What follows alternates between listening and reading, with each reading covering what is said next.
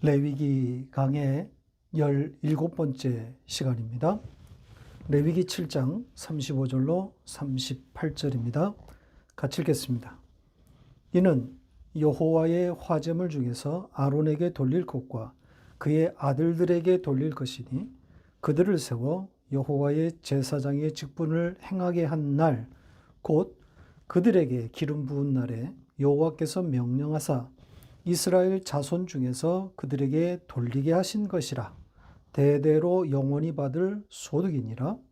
이는 번제와 소제와 속죄제와 속건제와 위임식과 화목제의 규례라.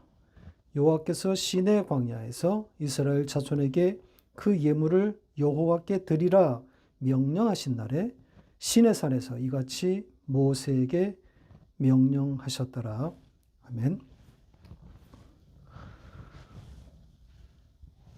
코로나로 점철되었던 2021년을 보내고 2022년 새해를 맞이했습니다. 그러나 여전히 코로나의 깊은 수렁에서 벗어나지 못한 채로 새해를 맞았습니다.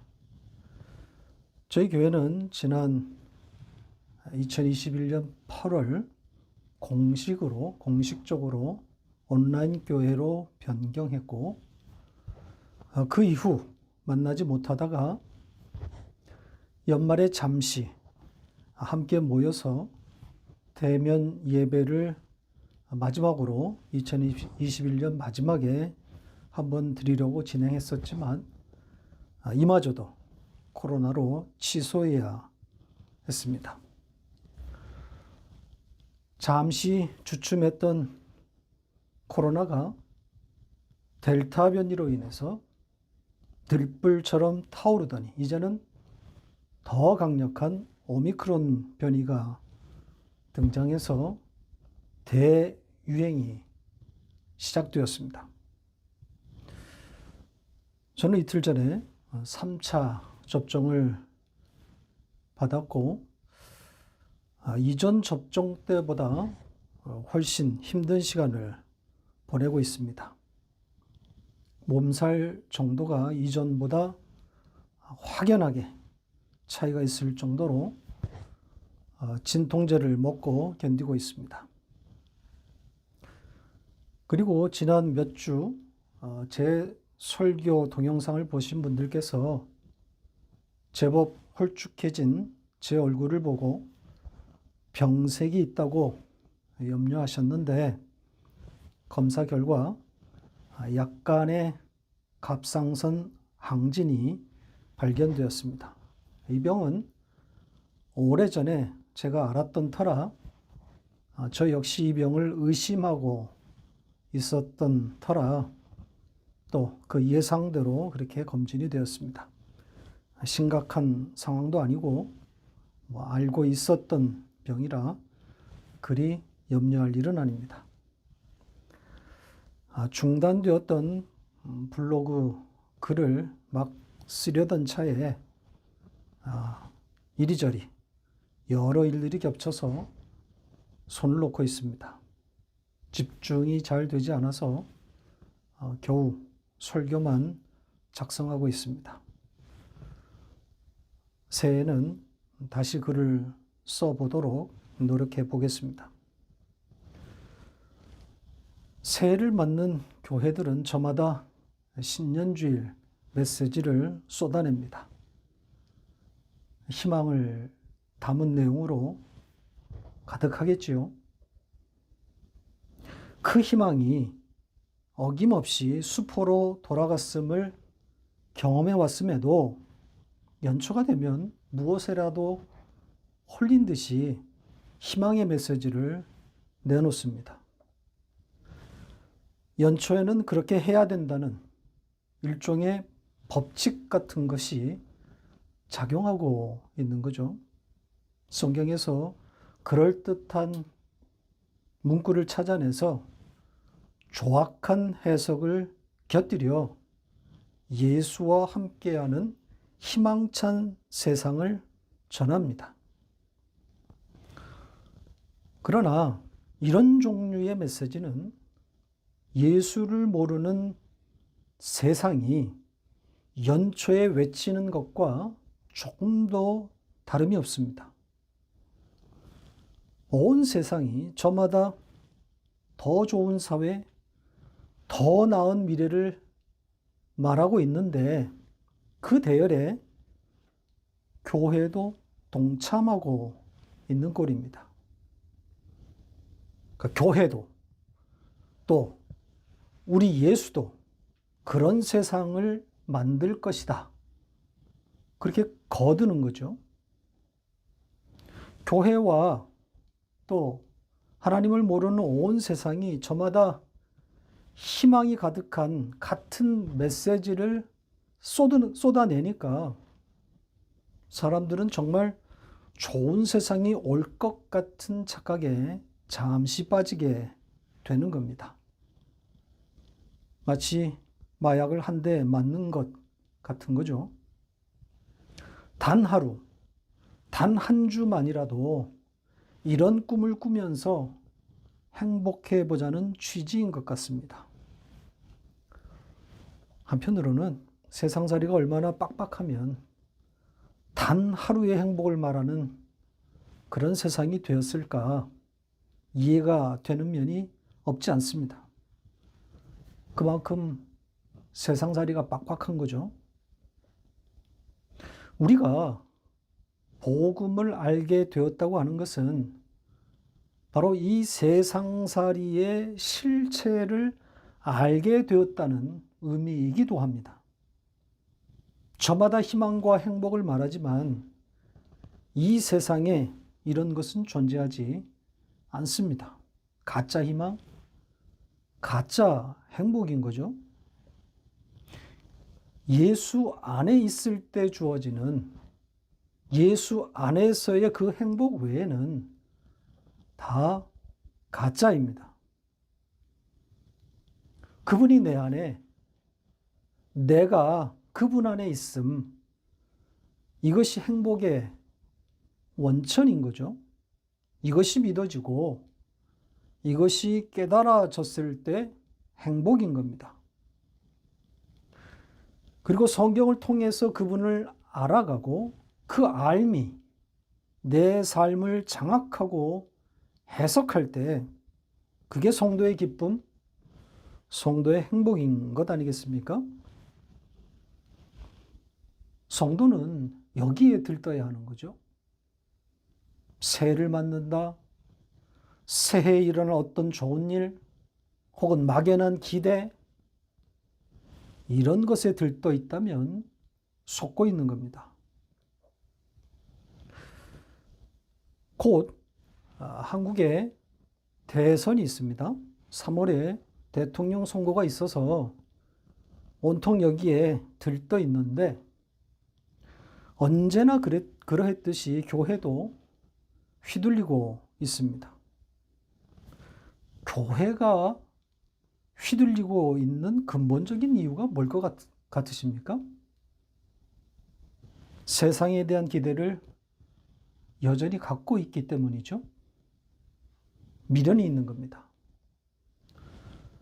입으로는 예수를 말하고 있지만 마음을 달구고 있는 것은 그 후보란 말입니다. 내 삶을, 우리 사회를 그 후보가 바꿔줄 거란 기대를 갖고 있는 거죠. 그러면 그 후보가 정말 당선되면 세상이 확 달라집니까? 설사 좋은 대통령이 선출되었다고 하더라도 그 후보를 반대했던 상당수의 사람들의 마음이 돌아서겠습니까? 장난이 아닐 겁니다. 그 패배감, 그 분노, 그런 것들이 고스란히 새 대통령에게 향할 거란 말입니다. 그래서 세상은 행복과 희망을 담을 수 없다고 말하고 있는 겁니다. 종교개혁가 존 켈빈이 나라를 다스렸을 때, 제네바를 하나님의 나라를 만들겠다고 했을 때 정말 나라가 바뀌었습니까? 희망찬 그리스도의 계절이 왔습니까? 그 반대였단 말이죠. 폭력과 억압 정치로 점철된 엉망이었던 시기였습니다. 또 종교개혁가의 후예인 네덜란드의 대신학자 아브라함 카이프가 네덜란드의 수상이 되었을 때 그는 희망차게 전 내각을 목사들로 구성하고 나라를 다스렸는데 나라가 바뀌었습니까? 오히려 그 시기가 도덕적으로, 성적으로 가장 문란했다고 평가받고 있지 않습니까? 세상은 변화될 대상이 아니라 구원의 대상입니다. 자정 능력이 없는 전적 타락한 그런 존재들로 구성되었기 때문에 바뀌지 않아요. 성도는 예수를 배우는 자이지 세상을 변화시키는 바꾸는 자들이 아닙니다.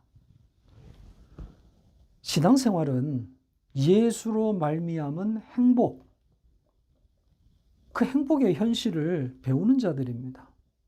세상으로 들어가서 뭘 바꾸겠다고 하는 그런 자들이 아니란 말이죠. 그렇게 외치는 순간 망하는 겁니다. 늪으로 빠지는 거예요. 목사가 세속 정치에 관여하기 시작하면 끝입니다. 왜냐하면 예수를 거기서는 절대화할 수 없기 때문입니다. 예수를 절대화하면 그 자리에서 바로 퇴출되기 때문인 거죠. 요즘 우리는 유튜브를 통해서 대부분의 정보를 습득하고 있는 그런 시대를 살고 있는데 그러다 보니 나도 모르게 그 세상 속으로 빨려 들어가기 십상입니다. 정신을 차릴 수 없을 정도로 내 눈앞에 내가 좋아하는 이야기를 지속적으로 띄워준단 말이죠. 그렇게 우리는 둥둥 떠내려 가는 겁니다. 여러분, 예배가 중단되고 말씀에 귀 기울이지 않으면 거기서 헤어나오지 못합니다. 왜냐하면 그것이 더 좋단 말이죠. 유튜브가 나의 즐거움이 되고 나의 기쁨이 되는 거란 말입니다. 신앙생활은 그 자리를 넘어서 그 너머에 있는 다른 차원의 기쁨으로 가는 여정입니다. 그 자리로 성령께서 지금도 쉬지 아니하시고 우리를 끌어다 놓고 계시는 거죠. 그 하늘로 우리를 끌고 가시는 겁니다. 그래서 그 위의 말, 즉 우리 주님과 같은 말을 하는 자로 완성시켜 가시는 거죠. 그렇게 되어 갈 때 우리는 세상에 대한 미련이 점점 감소되어 가는 겁니다. 세상의 정체를 알게 되고 그것 너머에 있는 하늘이 더욱 선명하게 보이게 되는 거죠. 그래서 결국은 이 세상이 지옥이라는 사실을 알게 될 것이고 거기서 탈출해서 주님 품에 안길 때에만 천국이라고 하는 사실을 알게 되는 겁니다. 그 자리에서 성도는 찬송이 터져 나오는 거죠. 찬송, 그 완성된 말, 그 위의 말을 하게 되는 거란 말입니다. 새해 첫 주일을 맞이하는 소감을 담아서 몇 말씀 드렸습니다. 자, 오늘 읽은 본문으로 돌아가겠습니다. 네 절로 된 짧은 내용을 볼 텐데, 우선 여러분의 그 생각의 도화지에다가 지금 읽은 이 내용을 그림으로 한번 그려보면 좋을 것 같습니다. 시내산 위에는 모세가 있고 하나님과 대화하고 있고 그 산 아래에는 이스라엘 백성이 있습니다. 산 꼭대기에서 하나님이 모세에게 제사에 관련된 말씀을 하고 계십니다. 내용은 이스라엘 백성들이 드린 그 제물의 일부분이 아론과 그의 아들들에게 배분될 것을 집중적으로 말씀하고 있습니다. 첫 절 35절이 이는으로 시작되고 있는데 이것이 이유를 나타내고 있는 접속사인지 아니면 이것이라고 하는 지시 대명사인지 구분하실 수 있겠습니까? 잘 읽어보면 이것이다, 이것이 대명사라는 것을 알 수 있을 겁니다. 그러니까 아론과 그의 아들들이 받아먹는 그 백성이 바친 화제물의 일부를 뜻하는 말인 거죠. 지난주에 봤던 대로 그 요제의 흔든 가슴과 또 거제의 그 들어 올린 오른쪽 다리 등을 말하는 것으로, 그걸 지시하는 것으로 보면 됩니다. 그 가슴과 다리를 이것이라고 하는 대명사로 받았다고 보면 됩니다. 자, 그런데 이것, 즉 그 가슴과 그 오른쪽 다리, 그것을 또 일컫는 단어가 하나 더 등장하고 있습니다. 이것 외에. 그런데 우리 성경이 완전히 놓쳐버렸습니다. 왜 이 중요한 단어를 번역에서 놓쳤는지 이해할 수가 없습니다. 이것은 바로 그것이다, 이렇게 되어 있는 구조인데요. 여기에 등장한 단어가 미시하트라는 단어인데 기름을 붓다 라는 동사에서 파생된 명사형입니다. 그러니까 기름을 부은 어떤 특별한 것, 그래서 거룩한 것, 이렇게 번역이 되는 단어입니다. 자, 이 단어가 사용된 한 문장을 보겠습니다. 보시면 이 단어가 성경에 처음 등장한 곳인데요. 우리 성경은 관유로 번역했고 킹제임스는 anointing oil로 각각 번역했습니다. 그러니까 모두 특별한 의미를 담은 기름이라는 뜻이죠. 그러니까 이 미시하트는 특별한 혹은 거룩하다고 하는 뜻이 담겨 있는 겁니다. 우리는 이미 요제의 그 가슴과 거제의 그 다리가 모두 예수를 상징한다고 이미 배운 바 있습니다. 따라서 이 미시하트, 이 단어 선택은 더욱 그 뜻을 강화시키고 있는 거죠. 그 가슴과 그 오른쪽 다리가 특별한 것이다, 거룩한 것이다, 이렇게 말하고 있는 겁니다. 이것이 거룩한 것이야, 예수라는 거죠. 그러니까 그 특별한 것, 그 예수를 받아 먹으라는 겁니다. 아론과 그의 아들들, 즉 제사장은 그 예수를 받아 먹으라는 겁니다. 성찬을 말하고 있는 거죠. 주님의 살을 먹고 있는 12 제자들의 그것과 같은 이야기를 하고 있는 겁니다. 우리가 구해야 할 양식인 거죠. 지난주에도 말씀드린 것처럼 모든 기도는 여기로 수렴되어야 하는 겁니다.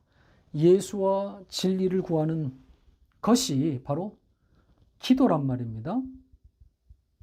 마태복음 6장 11절 같이 읽겠습니다.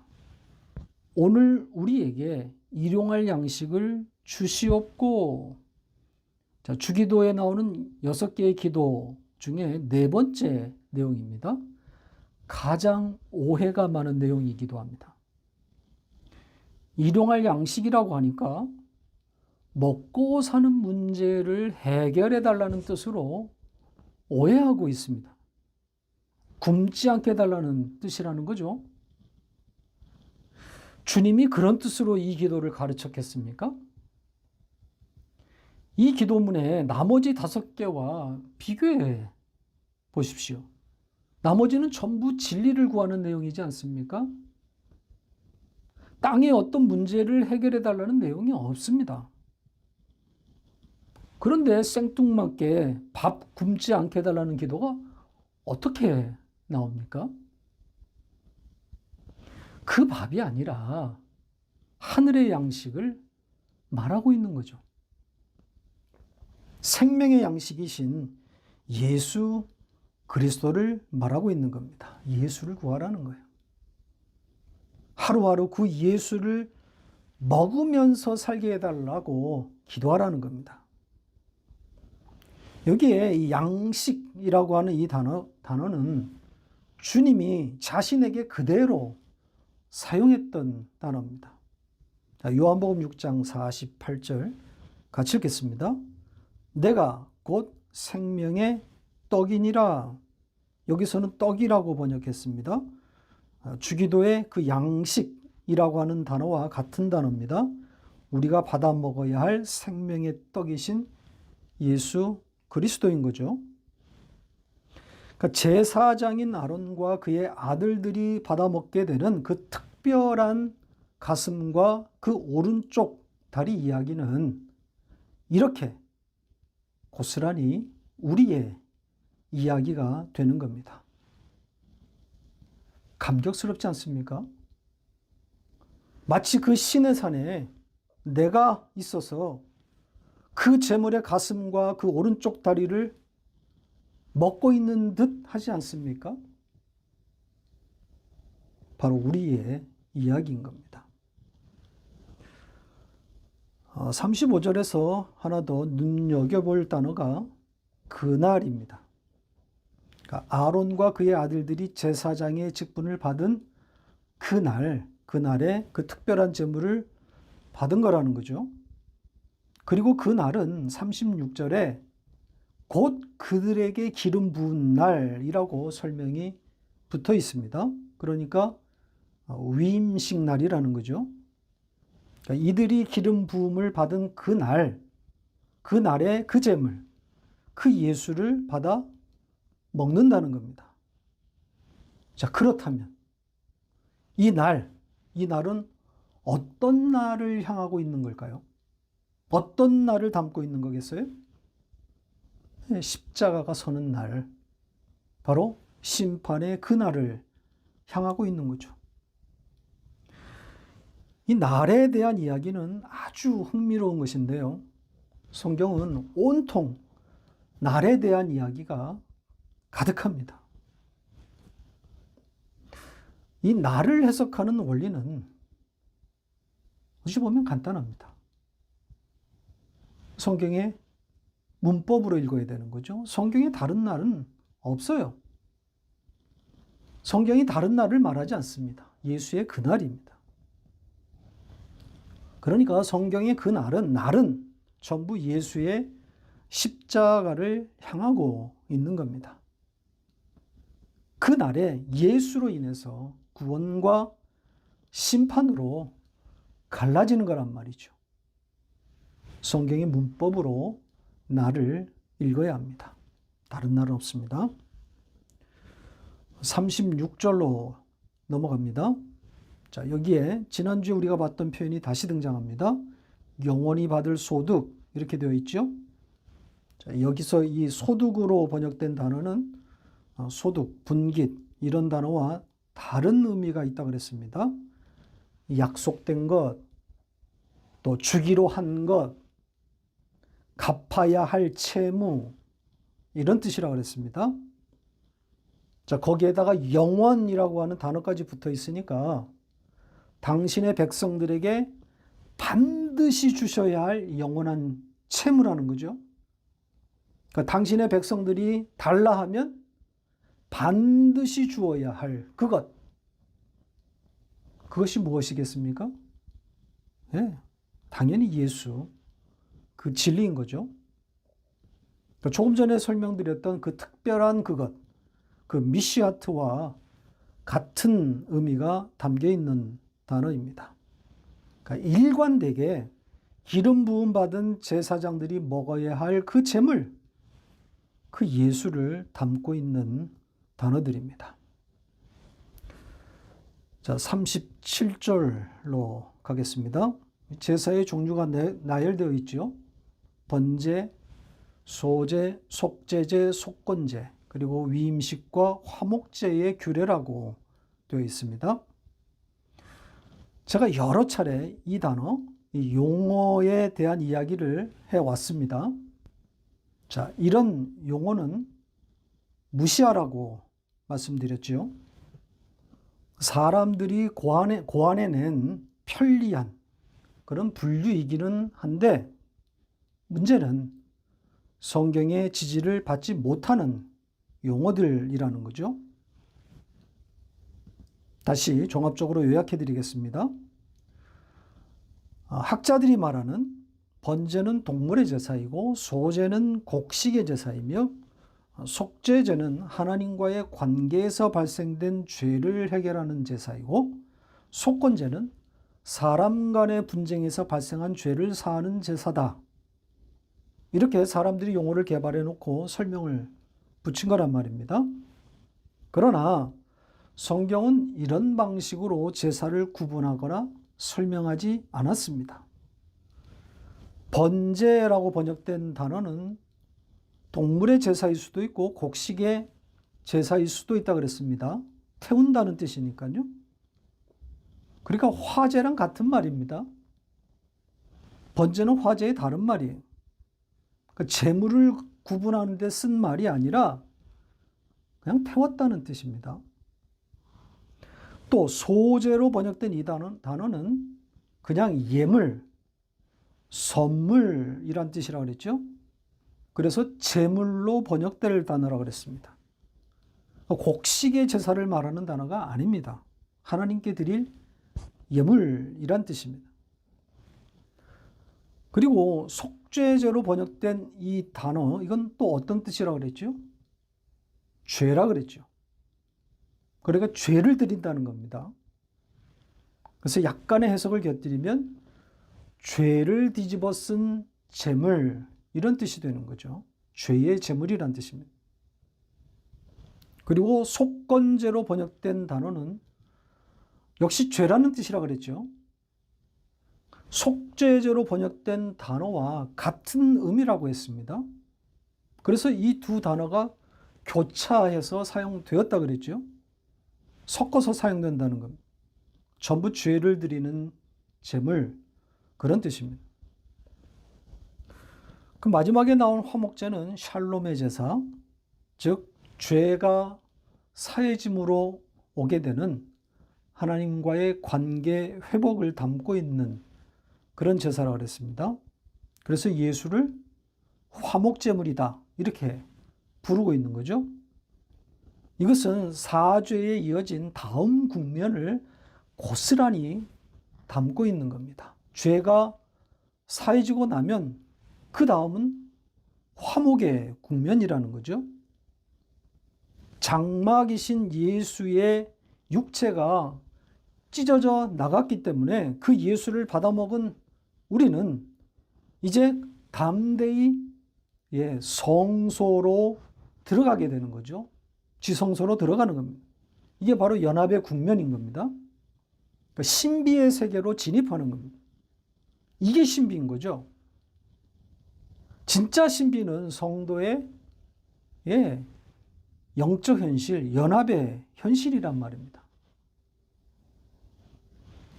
뭘 봤다고 해서, 혹은 음성을 들었다고 하고 병을 고친다고 하는 것은 모든 종교에서 일어나는 현상입니다. 인간의 잣대로 보면 신비라 할 수 있겠지만 성경이 추구하는 신비는 그런 수준이 아닙니다. 그런 현상을 좋지 않습니다. 조금 더 부연하면 기도해서 뭘 해결받겠다고 하는 분들의 이야기, 그런 간증에 현혹될 이유가 없습니다. 조금만 생각하면, 조금만 뇌를 가동하면 답이 금방 나옵니다.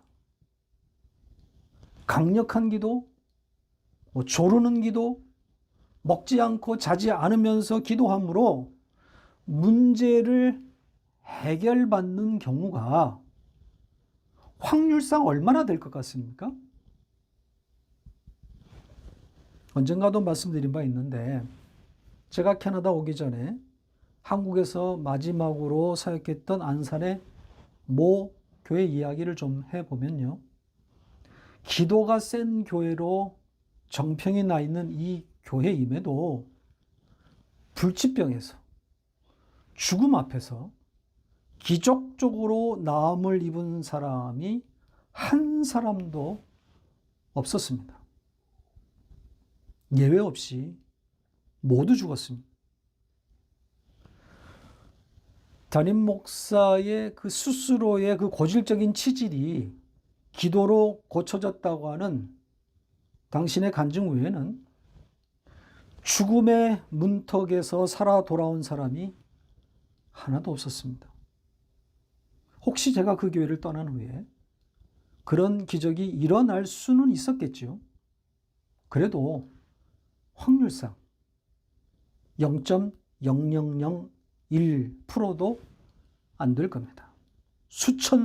수만 중에 하나 나올까 말까 하는 그런 확률이란 말이죠.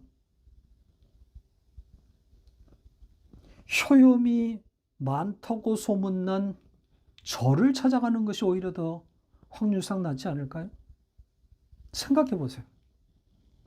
그렇게 절박한 상황에서 죽음을 코앞에 두고 하나님께 어마어마한 사생결단의 기도를 했는데, 자신뿐 아니라 온 교회가 매달려서 기도했는데 어찌 살려주지 않는단 말입니까? 대부분은 다 죽어나간단 말이죠. 그렇게 절박한 상황에서 기도했는데 하나님은 왜 들어주시지 않는 거죠? 혹시 한 사람이 만약에 살아났다면 대부분은 그 한 사람 이야기를 우리가 듣는 거예요. 사실은 이게 더 큰 일인 거죠. 누군 살려주고 누군 무시하는 그런 하나님이 되는 거 아닙니까? 이렇게 신비주의에 끌려다니면 망하는 겁니다.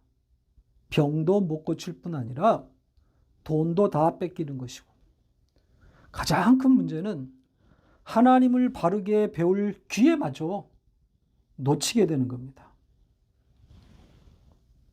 죽고 사는 것에 매몰되지 않고 사는 날까지 하나님에 대한 바른 이해와 복음을 구하고 그것으로 인한 평강과 행복을 누려야 하는 것 아니겠습니까? 예수로 말미암아 오게 된 그 하나님과의 화목의 현실, 즉 연합의 현실이 바로 신비인 겁니다. 그걸 배우다 가면 되는 거예요. 그것이 화목제, 샬롬의 제사가 담고 있는 바로 우리의 영적 현실인 겁니다. 마지막으로 짧게 38절을 보고 마치겠습니다. 여기에는 이 신의 광야라고 하는 표현과 함께 거기서 예물을 바치라는 내용이 들어 있습니다. 이스라엘 백성들은 신의 광야에 있고, 그 자리에서 예물을 드리라는 거죠. 매우 상징적인 그림이라고 생각합니다. 그러니까 시내산 꼭대기에는 여호와 하나님이 모세와 대화하고 있고, 이스라엘 백성은 그 산 아래 광야에서 예물을 바치는 그림입니다. 이 산 아래 광야는 우리의 세상살이를 상징하는 것 같지 않습니까? 이 땅에서의 우리의 여정이란 말이죠. 우리가 살아내야 할, 우리에게 주어진 세상살이인 거죠. 요한계시록 12장의 표현으로는 양육의 시간이란 말입니다. 여기서 이 광야의 시간을 살면서 하나님의 백성은 예물을 드리는 겁니다. 그 하나님의 백성들이 드려야 하는 그 예물, 그 광야에서 내놓아야 되는 그 예물, 바로 예수 그리스도인 거죠. 희생제물이신 예수를 내놓게 되는 겁니다.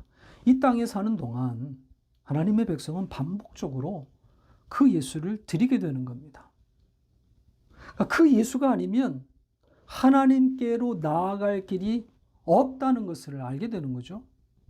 이 땅에 살면서 그걸 반복적으로 배우는 겁니다. 왜 예수가 아니면 안 되는가를 배우게 되는 거죠.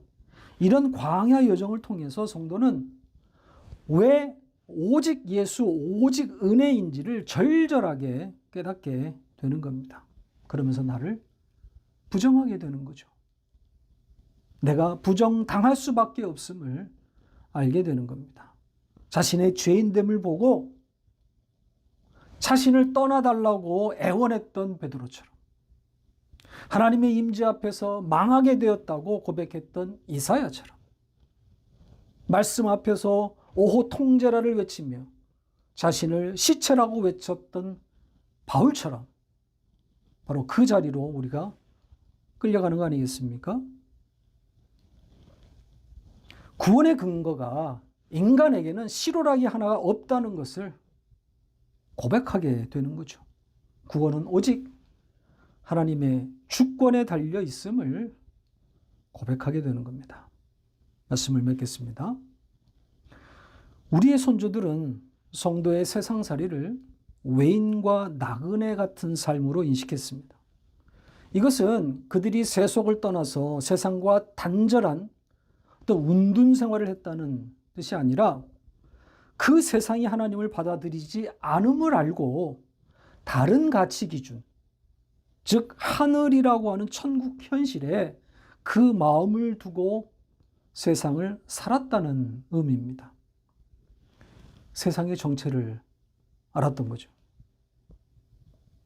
더구나 그 세상이 자기 안에, 내 안에 들어와 있음을 보게 되는 겁니다. 그렇게 그 세상에 끌려다니면서 예수 외에는 다 부정하게 되는 그 자리로 우리는 끌려가는 겁니다. 그렇게 밀려가는 거예요. 성령께서 그렇게 끌고 가시는 거죠. 세상의 정체를 알았지만 그럼에도 그 세상에 수없이 미혹당하는 나 자신, 심지어 그 세상이 내 안에 둥지를 틀고 있단 말이죠. 마음으로는 하나님의 법을 기뻐함에도 그 세상에 져버리는 그런 육체 아닙니까? 이 틈바구니에서 성도는 예수를 배우게 되는 거란 말이죠. 예수라는 예물을 드리는 자로 완성되어 가는 겁니다. 아무쪼록 이 설교를 듣는 모든 분들이 2022년도에도 광야교회의 여정을 통해서 예수라는 예물을 내놓게 되는 복된 시간을 갖게 되기를 바랍니다. 주변에서 들려오는 가짜 행복에 미혹되지 않고 예수와의 연합이라고 하는 참된 행복의 현실을 곱씹는 한 해가 되길 바랍니다. 예수 안에서만, 복음 안에서만 행복입니다.